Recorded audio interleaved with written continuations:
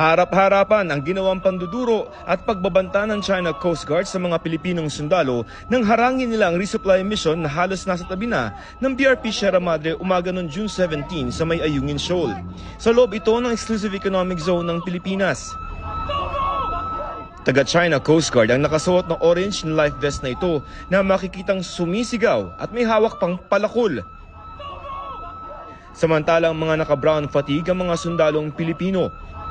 Sa videong ito na ipinadala ng Armed Forces of the Philippines, tinalian na ng China ang inflatable boat ng Pilipinas na sinisikap bawiin. Maririnig din ang mga malalakas na sirena. Nakalapit na sa mga oras na yon ang mga inflatable boats ng Pilipinas sa BRP Sierra Madre. Pero hindi siya pinapakinggan ng China Coast Guard. Sa halip, may makikita pang sinungkit na itim na bag ang China Coast Guard sa bangka ng Pilipinas.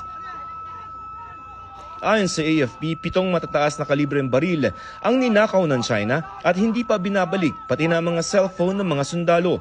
Ang 2 inflatable boat ng Pilipinas inipit ng 5 bangka ng China at sinampahan pa nila.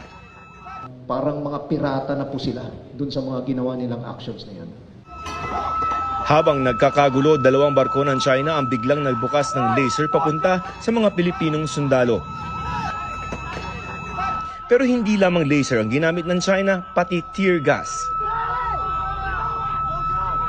Sa videong ito, makikita ang naputulan ng hinlalaki na si Seaman First Class Underwater Operator Jeffrey Facundo. Habang ginagamot, makikita ang bangka ng China na lumalapit pa. Tropa natin yan? Sa isa pang video, nanunutok ng mga matatalas na sandata ang China Coast Guard. Binuhusan sila ng tubig ng mga sundalong Pilipino mula sa BRP Sierra Madre. Maya-maya, isa sa mga Chinese Coast Guard pinagsasaksak ang inflatable boat ng mga Pinoy. Sa itaas na bahagi ng video, nakikipaghatakan ang mga Pilipino sa China Coast Guard. Sa isang bahagi ng kaguluhan naman, makikitang may binabato ang mga China Coast Guard. Nagbabatuhan na, oh.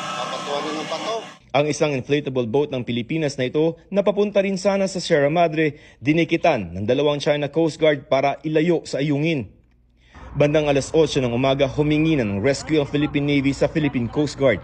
Nasa 12 nautical miles o 24 kilometers noon ang BRP Bagakay at BRP Cabra ng Philippine Coast Guard. Pero maging ang medical evacuation, hinarang at hinaras. 3 Hubei missile patrol ng China ang pumalibot sa medical evacuation team ng PCG habang inikot-ikutan ng mga bangka ng Pilipinas na nakikipagnegosasyon sa China. Alas 11 na ng gabi nang pumayag ang China na i-evacuate si Facundo na naputulan ng hinlalaki pero patuloy na maaligid ang mga barko ng China. Sa di kalayuan, kita rin ang Hospital Navy ship nila. Nakapaligid din ang iba pang mga bangka ng China Coast Guard na kinukunan pa ang Philippine Coast Guard galing sa BRP Cabra. Matapos ang insidente, ganito na ang naging itsura ng mga inflatable boat ng Philippine Navy. Basag-basag ang salamin, sira-sira ang equipment at punit-punit na ang inflatable boat.